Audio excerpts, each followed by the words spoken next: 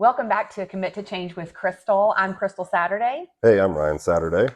and we're so glad that you guys are joining us again. Hopefully, you caught our first video where we're talking about who we are and our journey of losing together. Was it 150 Yeah, yeah. pounds 100.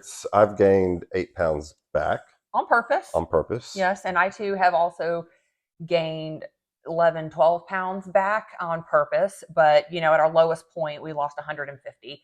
And in our first video, we kind of do a quick overview of, what we did. And be sure to also follow us on social media Yep. where we give the 10 steps of how I approached it. And now we are also covering Ryan's journey. Yep. Because a big part of what we wanted to cover now with Commit to Change is that this was a family effort and that the changes that I made in my lifestyle weren't just for me. I made them for the family.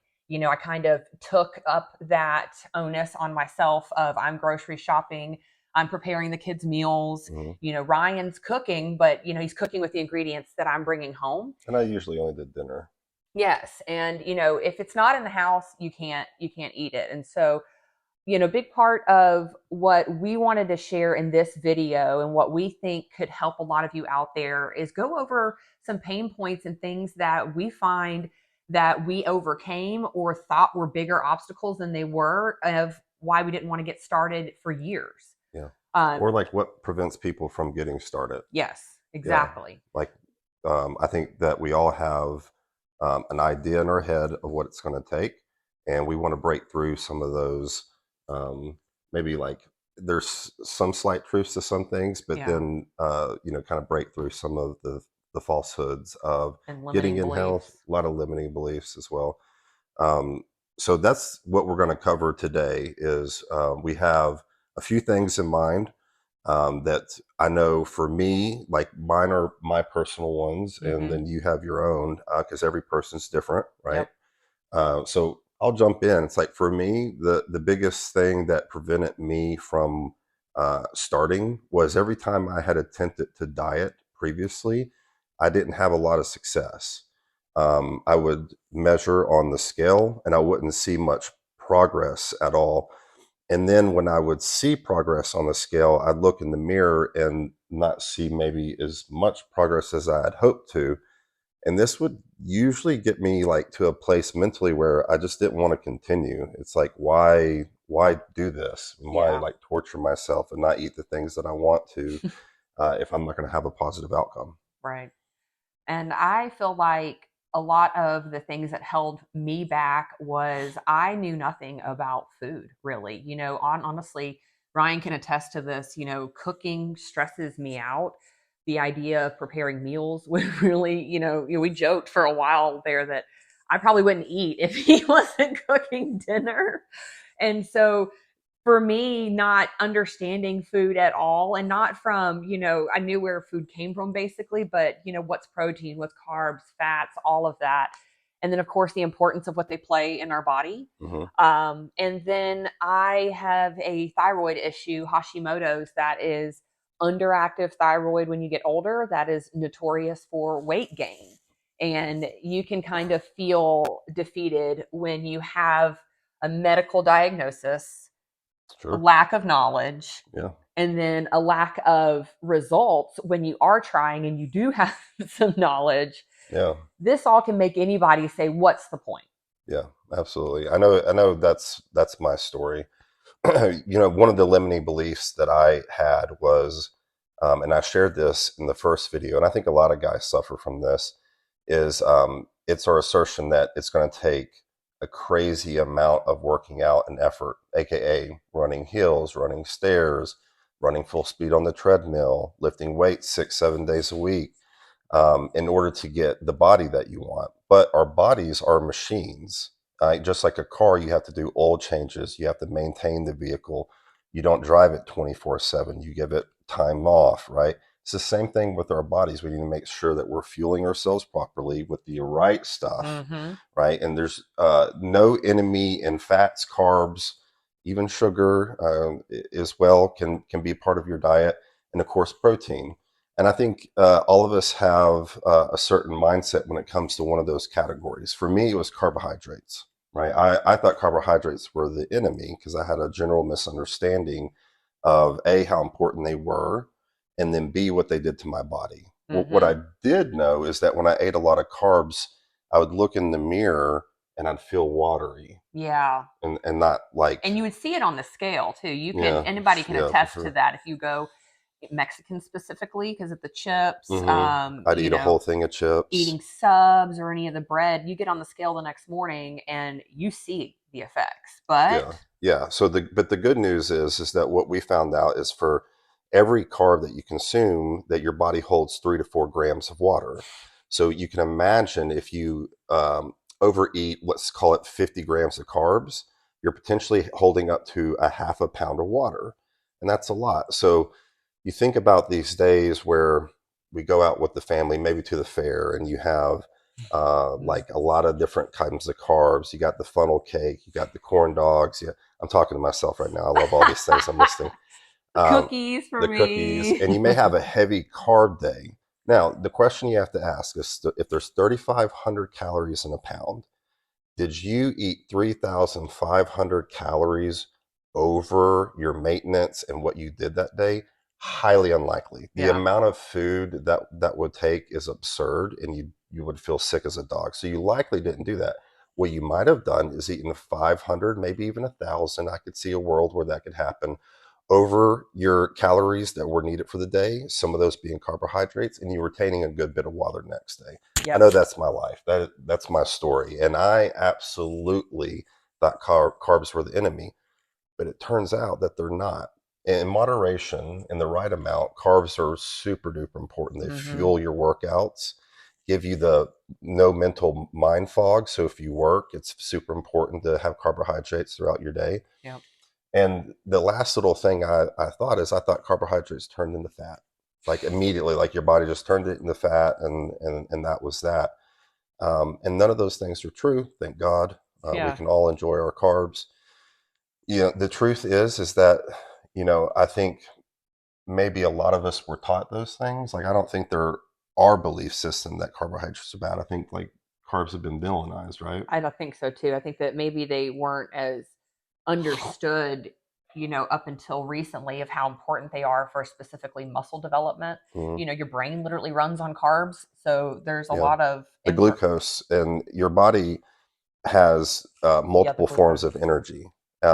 The most common you probably are familiar with is pulling from your glucose stores, and that's inside of your muscles. So when we eat sugars and carbohydrates, it's a good thing. You may feel fuller in your arms or your muscles, and that's because of glycogen. Right. Glycogen also holds water, but it's intercellular water. So it's the good kind, the kind Mm-hmm. that makes you feel full in your muscles. And then you have also water that sits underneath your skin. That's the kind that you probably don't like. I certainly don't like it. Right. And so when you are talking about trying to lose weight, I would suggest maybe not doing the running and not doing the hills and not lifting 6 or 7 days a week because all of those events are going to pull from your glucose stores. This is why it's super important to eat after all those types of workouts because you want to refill that glycogen inside of your muscles. And so the other thing that we can do that's really super amazing is that if we get into something called zone 2 cardio, which is one of the things we touched on yesterday, Yeah. your body can also use ATP from which is the creation of energy from your fat stores. And so your body will pull from those if it's in a condition and in a place where it's like a steady pace, right? So think walking where you're when you're at Disneyland, or if you go on a trip on vacation and all of a sudden you're like, man, I ate a lot, but I feel like Yeah. skinnier. And the difference of Probably that that. walking is it's destination bound. And so you have a little bit of a sense of urgency to get to where you're going. And so I find that when people say, "Oh, I walk my dog every day, but I'm not seeing any results." Well, the dog stops to, for their business and you're not walking at a steady pace that's got your heart rate in that low intensity fat burning zone. Yeah. But when you're at, Disney World, Disneyland, out in New York, if you're walking places where you have to keep up a pace, you're trying to get somewhere, you apply that to a power walk at home, I have a joke on one of mine that's like I march like I'm righting a wrong. Hmm. And it really helps for you to just get your body engaged and to that low intensity burn. And, when you're on the beginning part of your journey, I think you found this too. And when you're at a heavier weight, it takes more to get your body up to a speed. And so that low intensity zone, your heart rate, you actually get to it quicker and you don't have to go as hard, basically. But as you get healthier, as your VO2 max for your body gets higher, as you are increasing your metabolism with how you're processing food, your heart rate goes lower. All of these things happen as a sign of good health. You actually have to start going a little faster, meaning we had to go from a power walk to a light jog Hmm. in order to get into that zone. But that was well into our journey. And so I think that's another limiting belief that we should touch on there is that like you're saying, it feels like you have to go 6, 7 days a week and go hard in this cardio and the steps and all of these high intensity workouts when that actually might be preventing you from getting to the fat burning zone. Yeah. And you really need to dial it back just a little bit and, even focus on the amount that you're eating. And that I actually believe that under eating on carbs can make us retain fat because Yeah. there's a lot of diets out there that talk about like 50 grams of carbs a day. Yeah, I you certainly can lose weight that way, but the unfortunate part that they don't really discuss is much of the weight is also equally muscle. Yeah. It's called your body has two states. One is catabolic, which is when you're consuming your muscle. You're actually your body, as far as it's concerned, when you're starving it feels like you're in a bad place. Mm. You know, borderline like, hey, if we don't get this corrected, we're dying. So it will lower your metabolism and it'll pull from other places than just your fat stores, aka your muscle. The second one is called anabolic. It's anabolism. This is the growth factor inside of our bodies. And so we want to stay in an anabolic state. This is why it's important you have anabolic windows throughout the day. It's important to get your meals in throughout the day. Mm-hmm. If you're trying to grow muscle and lose fat, this is the best approach. Is there quicker ways to losing fat? Totally. Yes, there is. But this is where loose skin, or, Yeah. for me, let's share a personal story because Crystal and I'm very stubborn. And Crystal was doing a lot of walking and eating right and hit at first, high intensity training. No, I didn't do that till later in the year. The Okay, beginning part really was just walking and the intermittent fasting. intermittent fasting. And she was losing a ton of weight. So, me being who I am, I was like, okay, well, I'm going to go do a bunch of research online. As you can tell, I like, data and stuff like that. And I was like, wow, extended fasting. Extended fasting is the answer. I'm going to lose all this weight. And I did lose a bunch of weight in the beginning, but I was not liking the way I was looking in the mirror. And I mean, let's talk about the extended fasting that you did though. Like this is he Yeah. does need some credit for how committed he was. You fasted for the beginning times. It was 3 days you would Hmm. make it. I think you did that three Yeah. Multiple times. times where I And just then he failed made on day it three to or four. 5 full days. And I'm Well, talking, eventually seven. it was okay. I did seven twice. Yes. And it was just water, Hmm. electrolytes. Yeah. Just salts, electrolytes. That's, Yeah. that's No what your food body needs at to all. And I mean, sustain itself. you did, comment on joint pain and inflammation he Yeah. had that felt a lot better. And there's a lot of science about extended fasting. So we're not at all negating the benefits of your body and potentially some of the benefits you saw that we don't know Yeah. about now. There were tons of benefits. So insulin sensitivity, Yeah. inflammation. So again, I'm not poo pooing on it. No. But If the someone point wants to is do we it, did kind of do two different in the approaches. beginning until I got on board with the 10 Yes. steps. And that's when I saw my success. So that's where I was getting at with this is like I was Did you being stubborn and I I don't mean to be funny when I say this, but I looked like ET. You know how like you still had he had a midsection, but he had the little arms. That's what happened to me. I'm like fasting, I'm going catabolic, and I'm losing the muscle that I did have, which wasn't a lot or anything, but I didn't look right in the mirror. And then I was like, well, okay, I'm looking at her. she looks like the epitome of health, and then I look at myself and I'm like, I'm doing all these dramatic, hard, really hard things. Let's be honest. Like not eating 7 days was And you were hardest still thing. making food for us Yeah, sometimes. hardest thing I've ever done in my life. Super proud of, to be able to accomplish it, but it wasn't giving me the results that I wanted. So it wasn't until I started getting on board with and doing research about zone two cardio, what she was doing, where I realized, like, oh my gosh, the human body's so amazing, like, because we're not taught these things. And if you don't know, Right. you don't know. And so for me, I got on board. I started eating the things that she was eating. I started moving more. I eventually started lifting weights Yep. because I had a nerve injury in my neck. I had a pinched nerve that I got in October of last year. Yeah, we're almost at a year mark where you had that. I mean, he was bedridden, y'all. I mean, Yeah, it was horrible. it out of nowhere, he could not move, get out. Like, I mean, he was in such intense pain and still had to work. But Yeah. other than work, I mean, we really had to let you, which was so devastating. We had to let him heal, and it was devastating because he couldn't continue on the path, and he had just come to, all right, now I'm in doing the cardio, now I'm lifting, but And I'm eating better. And I was and seeing I think this is results. another limiting belief that kind of like there's a lot of obstacles that we worked through that I think kind of needs to be called out to anybody that's going through Sure. it, that an injury can stop you cold in your tracks, Hmm. but just let it be for the moment. Like, Yeah. don't let it be permanently, because you Don't let it kept distract. saying, I'm getting back in the gym. I'm not, I'm I not. wrote it on the mirror in the bathroom. Yes. I'm gonna finish these three things, then I won't share them. They were my personal goals, which were real big on that. Like that's Yeah. part of the thing here is there will be a little bit of a mental mind shift for you, and some things will change about the characteristics that you've previously had that you won't have anymore. Yep. Um, but what how I got there was lifting to, I believe, was I didn't have the know-how to be in the gym doing the things that I was doing. I thought because I played sports and had been in the gym to a degree when I was a young man that I knew what I was doing. And unfortunately, I injured myself very badly. Still don't know the ins and outs of exactly how it happened.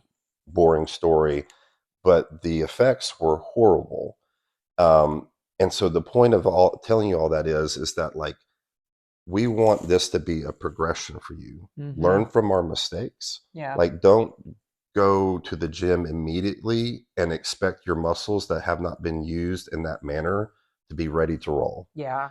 You got to build up. So, lightweight, really learn like what you're doing first. And we will share tons of that information Yeah. as Because I well because mean, it's so important. I didn't get a gym membership going to the gym until, what was it, December?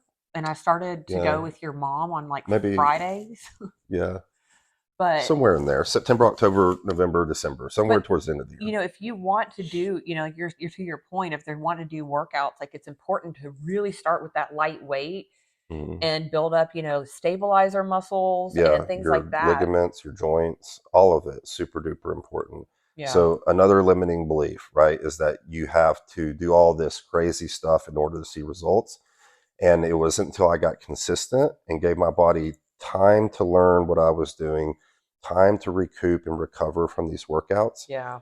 Because that's the other thing I did not know. Yeah. Your body, you build the muscle and lose the most fat when you're asleep. So the fact that I was sleeping like 5 and 6 hours at a time was not doing well for my journey. Yes. When I started sleeping more and trying my best to get 7, 8 hours, I saw a lot of improvement And as that's well. important for women, especially 40 plus years old. Our hormones are fighting us. We have, perimenopause, menopause knocking on the door, and the stressors that we go through, especially if you're at home with kids and if, and the schedule can be a little off, you've really got to prioritize that sleep and Mm. good sleep. It can't, the interrupted sleep is really also detrimental.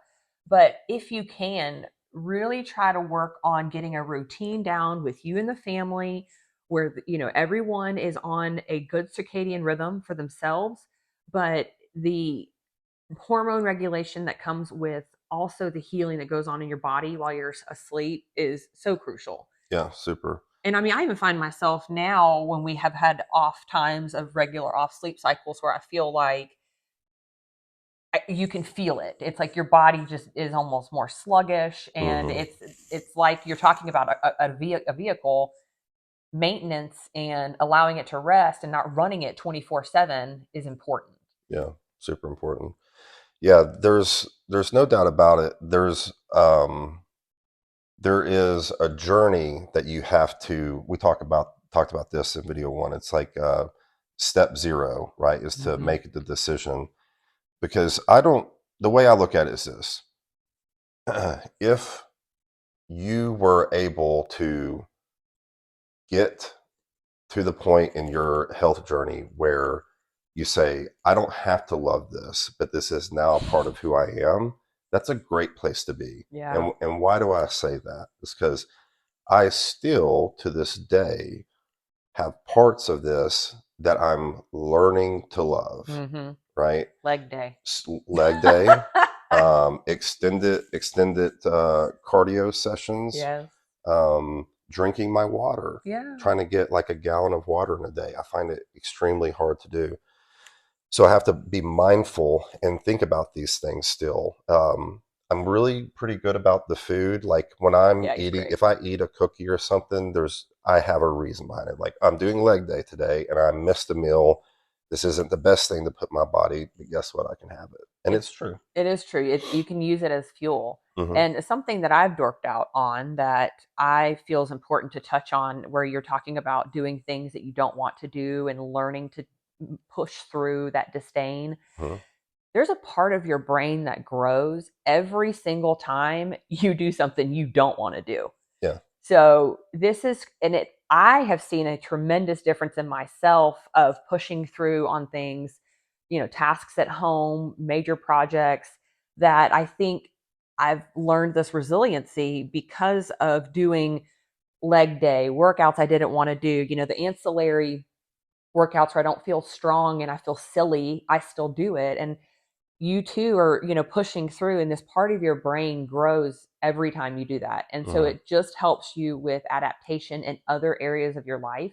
And I think that's the most beautiful thing about exercising and getting stronger, Hmm. is that it just has a ripple effect in every other aspect of your life. You become mentally stronger, you become more committed, Yeah, for sure. I think a more problem solver, Yeah, happier. and people seem to respond to you differently Oh too. yeah. I my work life is I'm in institutional real estate investing, so I have to do a lot of trade shows and masterminds and go and speak to a lot of people and introduce myself to a lot of people. And I can tell you, I've been a lot more confident when I have to be on stage. I feel like I have a little bit more of a air about myself where people are like, "Hey, like this guy has a certain amount of confidence. Certainly not cocky, but he knows what he's talking about, and he feels good about himself." Um, and then when I have one-on-ones with people, I've had people be like, "Oh man, you're in great shape." It makes you feel really really nice because Hmm. to me, I'm still the fat guy. You know what I mean? Like that, like, but you realize that like, man, people respond to you a little bit differently when they know that you take your health seriously, and so it rolls over into friendships, into work, Hmm. and you build your confidence. For me, here's the big thing: I have spent most of my life saying that I wanted something, right? So I wanted to make more money in my career. I wanted to have a better relationship with my wife and my children. I wanted to re-engage my friends, and I would take action towards those things, but not completely just obliterate that goal. And I would fall short of those things. And health is unique in the sense that it's a you thing, and Hmm. so I can control what I can control. And I started realizing something. I said, I'm no longer the guy who says he wants something and doesn't go after it. And it's so empowering to know that you can commit to something, stick with it, even though it's not your background. I'm not Mr. Genetics, I'm not Mr. Athlete or anything. I have just followed my wife's steps and seen a lot of great results from it. And it's rolled over into changing who I am as a father, a husband, a friend, a sibling, in work. It's really just rolled over into so many different aspects of my life. And that's the part that we is hard to quantify. It's Yeah. like, what does that look like for you? I don't know, because everybody's situation is differently. What I can tell you is that there's something magical that happens when you say, I'm going to do something, and you do it. Yeah, there really is. And it's, as you're saying, other people notice it as well. And it is just empowering, I think is the best word that you use Yeah, to it is describe empowering. it. And I think that if you can do anything for yourself, if you can invest in anything, this would be it. It doesn't cost any money, it just costs time. Time's going to pass anyway. Why not put it towards your health? And that's what I want to challenge you guys to start thinking about as you're going through these videos and as you're following along with any of the steps, wherever you are, is think about every step and every choice that you're making. And does this fit your journey? Hmm. Does this fit who you say you want to be? Right. Is this what the person who you say you want to be would do? And start acting like that. And Hmm. that's kind of a good mindset shift when you start small. And that's a big takeaway we want to always, emphasize is that you have to start small and repeat that until it's no longer a new thing for you. It's just who you are. Hmm. Because then if you add something else new on, I mean, you're going to get burned out and you're going to get overwhelmed. And so don't compare yourself to other people's journeys. Don't compare your progress to anybody else's other than your own. And just try to do better than you were the day before, month before, and year before. Right. That's all you can really ask of yourself. Yeah. Yeah, I think you said it perfectly. And that's what we want to do here is just share like common sense approaches to all this stuff, Yep. a little bit of data, a little bit of information. Some of the things that we talked about today, we'll certainly send links where you can do research yourself and or read up on it yourself. Yep. I always tell people that they should do that. That's my alarm. I always tell people they should do that. Is don't just trust, but verify. Yes, exactly. All right, guys. Well, thank you again for joining in with us. We appreciate your time. Make sure to check out again our social media pages for more information on the 10 steps. And we can't wait to see the changes that you make. Later, Bye. gang.